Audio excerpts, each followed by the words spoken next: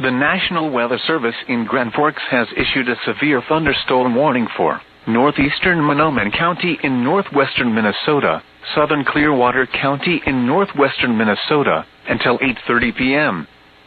At 7:47 p.m., a severe thunderstorm was located over northeastern White Earth Nation, or 36 miles north of Detroit Lakes, moving east at 20 miles per hour. Hazard: ping-pong ball-size hail and 60 miles per hour wind gusts. Source: radar indicated. Impact: people and animals outdoors will be injured. Expect hail damage to roofs, siding, windows, and vehicles.